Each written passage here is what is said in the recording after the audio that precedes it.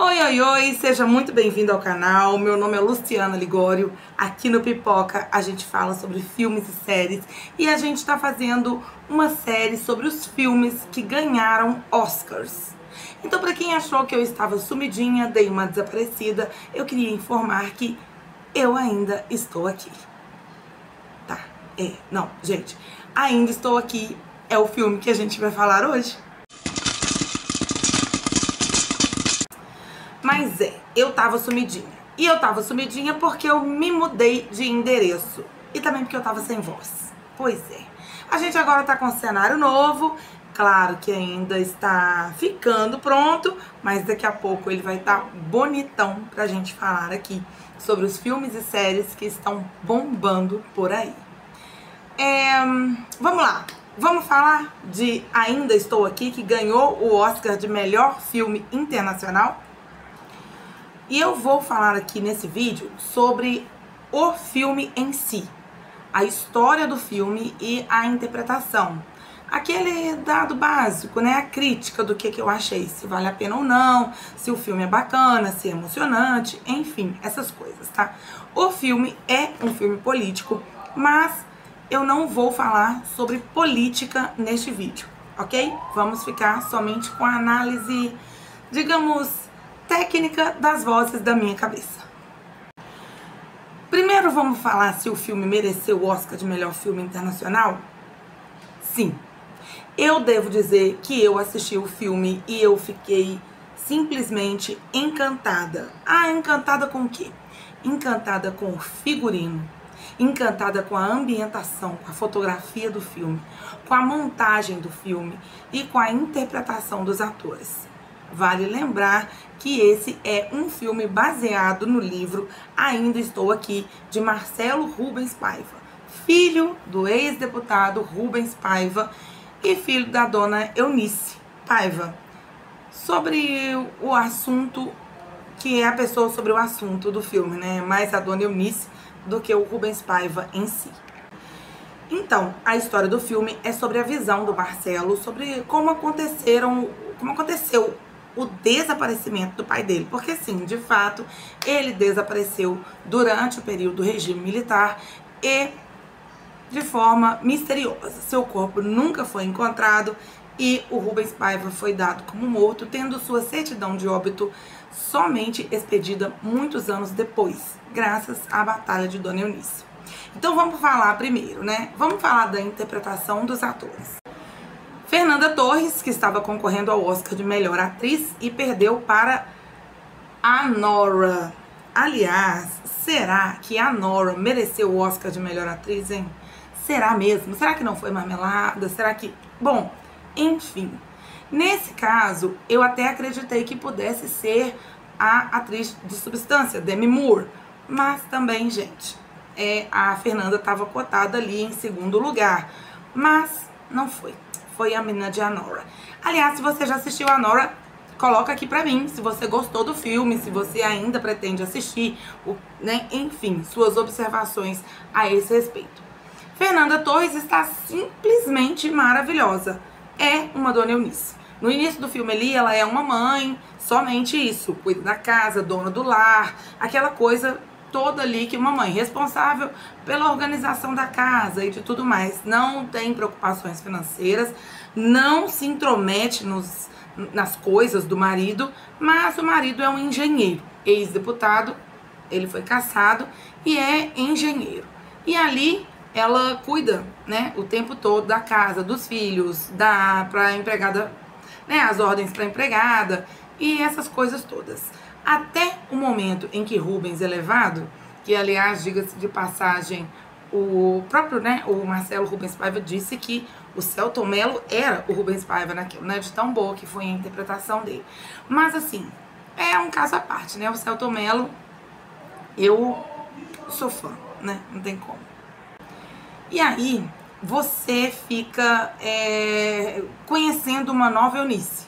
Uma Eunice que logo depois que o marido desaparece, ela vira uma nova mulher. Agora ela precisa entender que ela agora é responsável por finanças, é ela agora quem paga a empregada, é ela quem organiza compras da casa, é ela quem resolve o que vai fazer com a herança do marido, ou imóveis, ou algo, os planos que ele estava fazendo para manter aquela família de pé.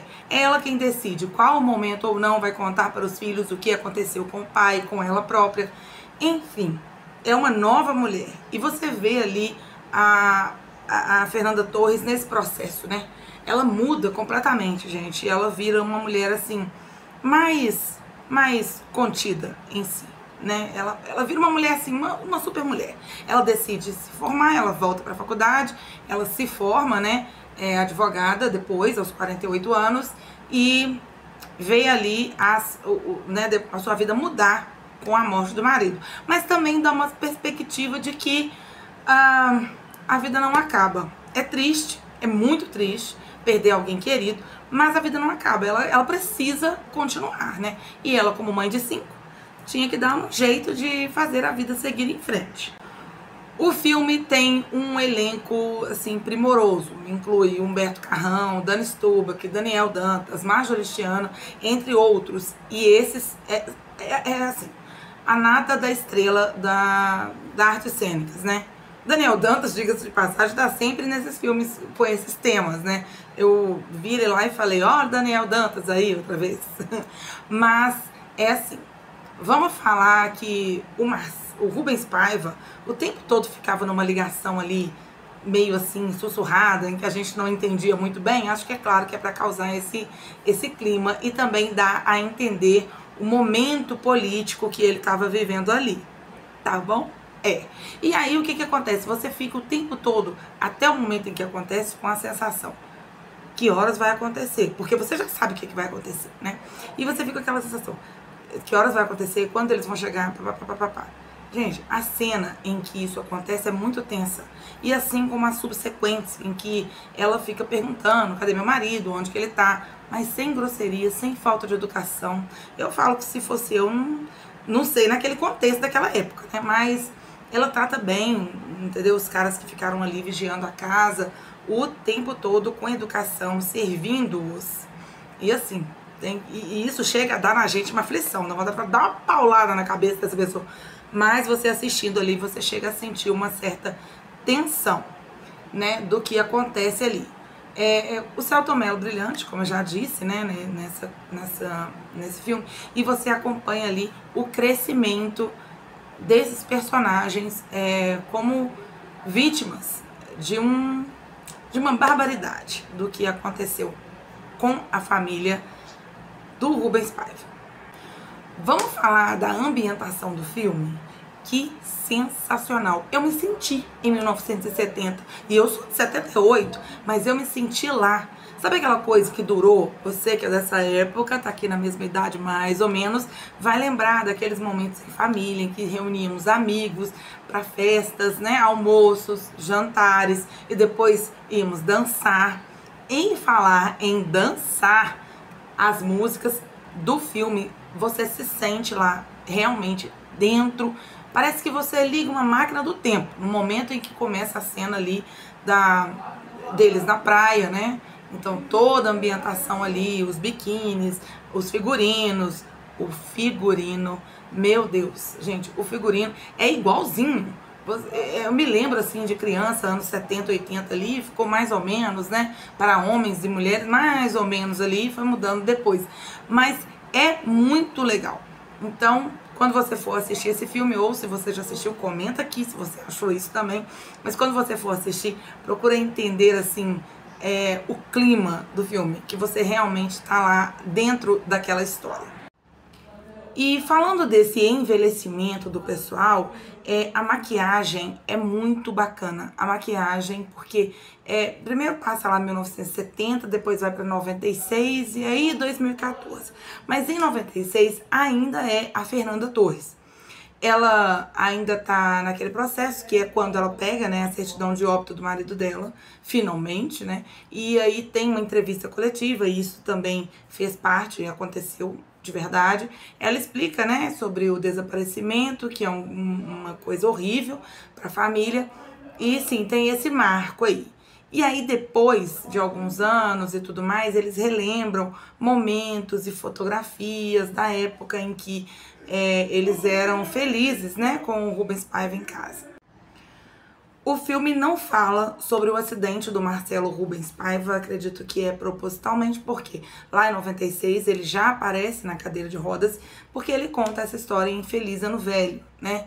É um livro também de autoria dele, e então o livro, aí eles, como se o livro foi lançado, a pessoa pede um autógrafo, e explica o que aconteceu no acidente. Mas você percebe assim que o Marcelo, aquele menino que andava o tempo todo pra lá e pra cá, não anda mais. E aí o filme explica, né, por que que isso acontece.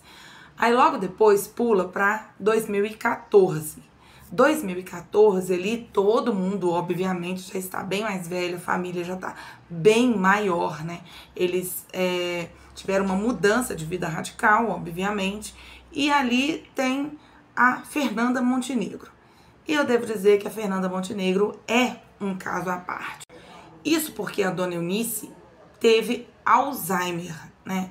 E ela viveu com Alzheimer durante 15 anos. Então, essa cena em que aparece já como Fernanda Montenegro, já bem velhinha, debilitada, que ela aparece assim, bem na cadeira de rodas, ela não fala uma palavra, mas ela consegue mexer com o seu emocional de uma forma, assim, eu não sei explicar. Eu fiquei na frente, assim, da tela, olhando para aquilo e falando, meu Deus, é realmente uma mulher, nasceu para brilhar. Fernanda Montenegro está simplesmente fantástica como Dona Eunice com Alzheimer. Tem uma cena, não vou spoilear muito, em que tá passando uma reportagem na televisão e que ela tem lembranças, gente. Ela dá um sorrisinho, como quem disse, conheço, lembro, que legal. Mas não é nada assim, é um suspiro diferente, é o olho, uma sobrancelha. Que, sinceramente, ela fala com a sobrancelha. Então, eu acho assim, vale a pipoca? Vale a pipoca, obviamente. É um filme maravilhoso, dirigido por Walter Salles, né? Que é um cara aí já, né, de muitas e muitas posses, que gastou muito nesse filme. Mas eu devo dizer que foi um filme que ficou primoroso e lindo. Deixaram fora do filme algumas partes importantes, não sei se acharam, mas quiseram colocar a Dona Eunice como uma heroína, assim, acima de qualquer suspeita e tudo mais. Tem uma parte no livro do Marcelo em que ele conta que um dia ele engravidou a sua namorada. E ele tendo engravidado a sua namorada, aquilo era um problema. Então, a Dona Eunice, isso está no livro, tá, gente? Tô dando spoiler, não colocaram no filme, mas talvez para manter uma imagem de quase santa. Mas ela foi lá, pegou seu dinheirinho, pegou a menina sem falar com os pais dela, levou para um lugar e fez um procedimento que você já deve estar imaginando. Então, por que deixar isso de fora do filme, né? Porque, obviamente, a grande maioria, né, do Brasil e do mundo é cristã e é contra esse procedimento. Mas no livro ele conta como se fosse algo assim absolutamente normal e heróico. E isso chegou a me embrulhar o estômago, de fato. O Rubens Paiva estava vivendo um momento de um contexto. Então, o que eu disse antes, né, que da minha visão política, eu não vou falar. Mas o contexto histórico da época, ele não pode ser alterado, né? Então, ele estava vivendo ali em umas companhias em que o filme deixa claro para você de que não estava muito certo, né? E o filme não te fala o motivo pelo qual ele foi preso, mas o Google tá aí, né? Então, assim, como eu disse, é uma visão do Marcelo que é filho e trata o pai como mártir, como herói e tudo mais. Porém, a história com H é outro assunto, tá bom? Então, o que eu tô falando aqui é o seguinte.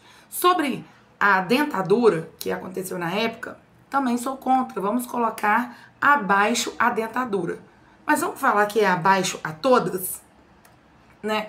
Por exemplo, hoje no Brasil não se pode escrever com batom. Então é preciso que a gente não permita, porque essas coisas são retratadas para que isso não se repita. Porém, muitas pessoas hoje têm tido suas casas também invadidas por PFs a serviço de um... Enfim, coisas que a nossa democracia não permite continuar. Sobre o filme que eu tenho pra falar é isso. Vale a pena, é um filme muito bonito, muito bem dirigido, muito bem estruturado, né? A história é muito boa e a interpretação do pessoal maravilhosa, assim como eu já disse, da ambientação e figurino. Você se sente lá na história, eu confesso que depois que eu saí do filme, eu ainda fiquei assim uma meia hora achando que eu tava vivendo nos anos 70. Eu recomendo sim, tá? Mas desde que você entenda que aquela é uma visão do Marcelo e não uma visão do Brasil inteiro em geral. É isso. Comenta aqui se você gostou do filme, se você assistiu, se pretende assistir, né? Lembrando mais uma vez que é um olhar crítico sobre o filme, não sobre a história real ou mítica, enfim. E aí você tira suas decisões. Não esquece de se inscrever, de curtir, de compartilhar com seus amigos pra gente fazer esse canal crescer todos os dias um pouquinho mais. Muito obrigada. Se você está até aqui, comente. Eu ainda estou aqui. Beijo, beijo. Tchau, tchau.